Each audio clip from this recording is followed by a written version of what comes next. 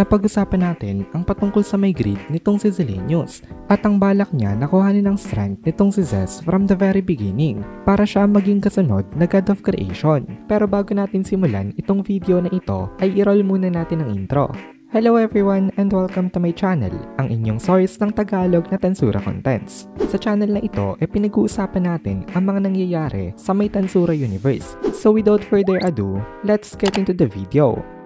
Nagka-upload nga pala ng solo leveling contents ang Anime Fan Narrations na owned rin ng Anime Kohai. So kung interested kayong manood ng mga contents ng solo leveling ay pwede nyong i-check yung link sa my description. So kinuha nga nitong si Zellenius ang tiwala ni Zez para madali niya itong matalo once na lumaki na ito.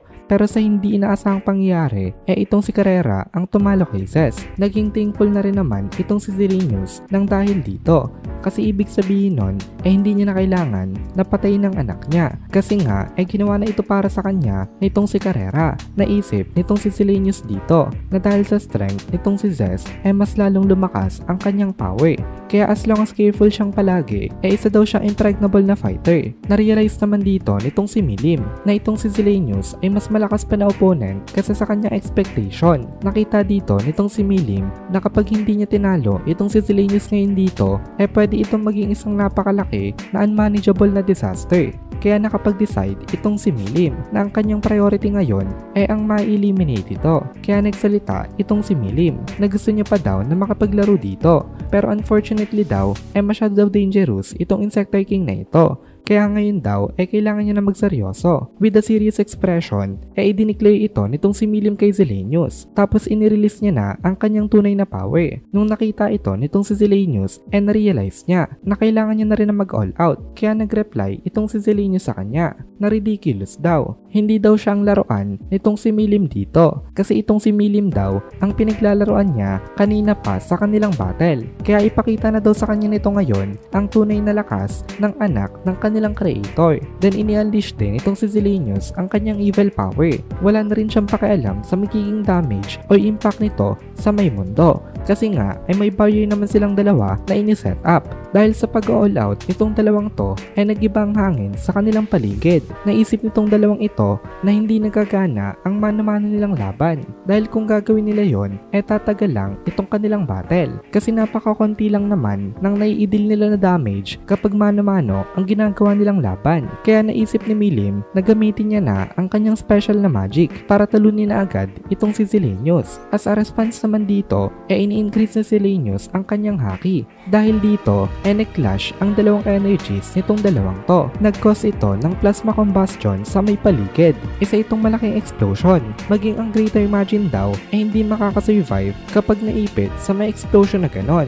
Ngayon, wala ni isa sa mga kasama nila ang kayang pumasok sa may battlefield nila Milim. Kasi ang lalakas nga ng mga explosion na nangyayari sa may paligid. Nakapag-evacuate na ang mga mahihina na soldiers para hindi sila masabugan ng mga pagsabog dito. Nung nakita ni Milim na wala na siyang subordinate na madadamay nga, ginamit niya na ang kanyang pinaka-the best na atake. Ito ay walang iba kung hindi ang kanyang Dragon Nova. Katulad ito nung ginamit ni Milim kay Carrion dati. Pero ngayon mas malakas pa ang destructive power nito. Na sobrang lakas daw nitong atake ngayon ni Milim maging si Pelliod daw na kayang i-twist ang space hindi ito kaya na ma-repel. Napaka-outrageous daw talaga nitong move na ito. Befitting ng title ni Milim na The Destroyer. Tama daw itong move ni Milim na ito. Kasi the best talaga para sa kanilang planet na matapos na agad itong kanilang battle.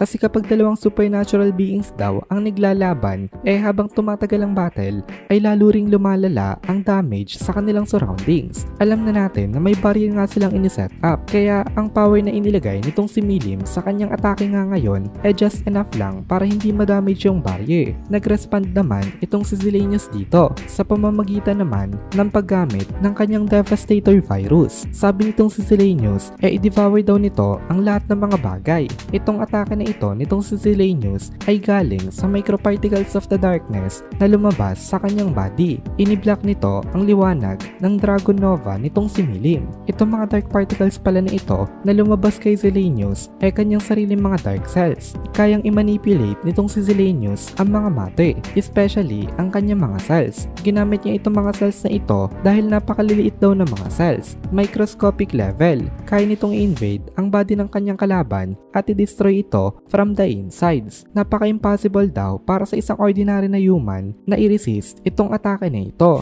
So nagsalpukan nga ang dalawang atake nitong mga supernatural beings. Ang sparkling light na atake nitong si Milim ay tumama sa dark particles na control nitong si Zilenius. Tapatan ito ng light at darkness. Habang itinataboy ng light itong darkness, idinidevour rin naman ng darkness ang light at the same time. Saglit lang itong salpukan na ito. Pero dahil sobrang tense ng mga pangyayari, parang infinite ang amount of time na nakukonsume nila. Unfavorable daw both sides ang kanilang situation. Balak nitong si Milim na manalo in an overwhelming manner, habang at least manalo lang ang goal nitong si Zilenius. Then finally, i-reveal na natin ang naging result ng kanilang battle. Nung nagdikit itong light at darkness, nakatayo sa gitna itong si Milim. Ang mga dark microparticles nitong si Zilenius dumikit sa kanya, pero na-extinguish itong mga ito ng kanyang sariling haki. Medyo napagod itong si Milim nang dahil dito, pero unharmed naman siya. Wala siyang natamo na damage, pero hindi natin masasabi na ganun din itong si Zilenius kasi nagsalita itong Insectoid King na ito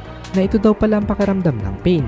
Hindi niya daw inakala na meron nag-i-exist na hindi niya kayang i-devour. Nagtamo itong si Zilenius ng damage, pero surprisingly, safe pa rin naman siya. Ang Dragonova daw nitong si Milim ay composed of special substance na tinatawag na Stardust. Nagko-contain daw ito ng sobrang lakas na destructive power.